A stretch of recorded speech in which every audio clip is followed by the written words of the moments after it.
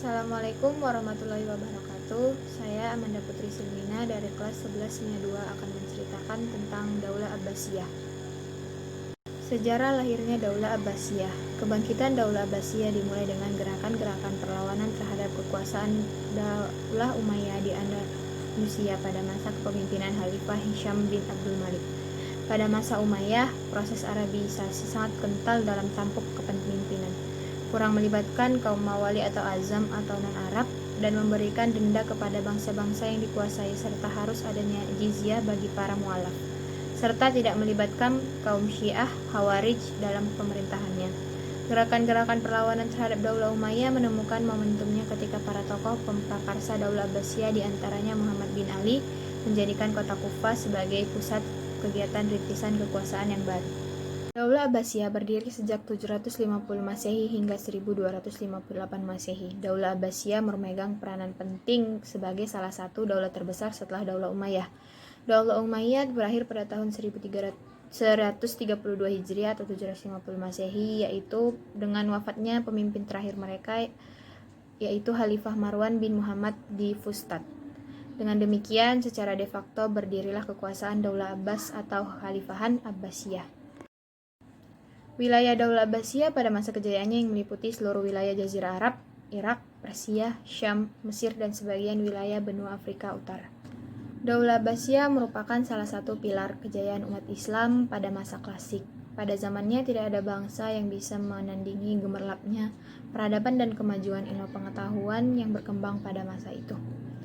Sehingga bisa dikatakan bahwa zaman keemasan Islam berada pada masa Daulah Abbasiyah. Daulah Abbasiyah sangat berjasa dalam memberikan kontribusi peradaban dan keilmuan yang terus menginspirasi tokoh-tokoh ilmuwan muslim dan bahkan sampai ke ilmuwan barat, dari zaman klasik sampai zaman modern. Hampir 3 abad lamanya, banyak di antara peninggalan Daulah Abbasiyah yang menjadi saksi bisu kejayaan Islam di Asia, di Timur Tengah, Asia, bahkan sampai Eropa. Daulah Abbasiyah berkuasa hampir 6 abad, yaitu 132 sampai 656 Hijriah atau 752 sampai 1258 Masehi. Didirikan oleh Abul Abbas As-Saffah dibantu oleh Abu Muslim Al-Khurasani, seorang panglima muslim yang berasal dari Khurasan, Persia, dan Abu Ja'far Al-Mansur yang banyak berjasa dalam membangun pemerintahan Daulah Abbasiyah.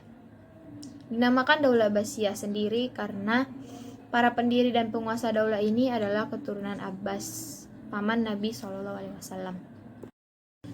B. Khalifah Daulah Abbasiyah. Pemerintahan Daulah Abbasiyah terbagi dalam 5 periode.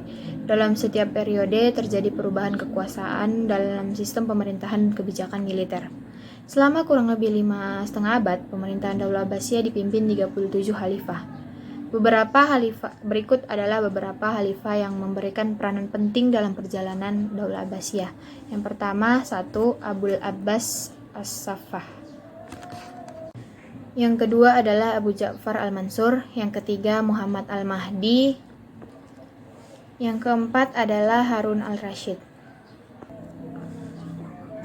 F. Sistem pemerintahan Daulah Abbasiyah.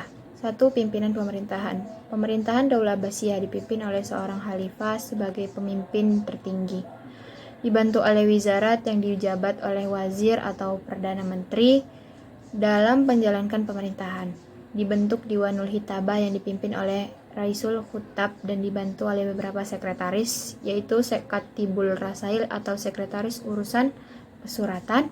Yang kedua, Katibul Haraj atau sekretaris urusan keuangan. Yang ketiga, Katibul Syurtat atau sekretaris urusan kepolisian. Yang keempat, Katibul Qada atau sekretaris urusan kehakiman. Yang kedua, wilayah. Yang ketiga, tanda kebesaran dan kehormatan. Keempat, angkatan perang. 5, Baitul Mal. 6, kehakiman. G. Kemunduran Daulah Abbasiyah. Banyak faktor yang menyebabkan Khalifah Daulah Abbasiyah menjadi mundur. Di samping kelemahan para pribadi, para khalifah Daulah Abbasiyah, masing-masing faktor yang menyebabkan mundurnya Daulah Abbasiyah ada 2, yaitu 1 faktor internal dan faktor eksternal.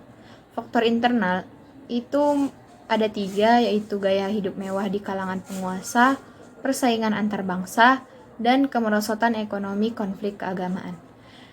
Dalam faktor eksternal yaitu ada 2, perang salib yang berlangsung beberapa gelombang atau periode dan menelan banyak korban. Yang kedua, serangan tentara Mongol di wilayah kekuasaan Islam. Mungkin cukup sekian yang bisa saya sampaikan. Bila ada salah-salah kata atau yang tidak mengenakan hati, kepada Allah saya mohon ampun, saya minta maaf.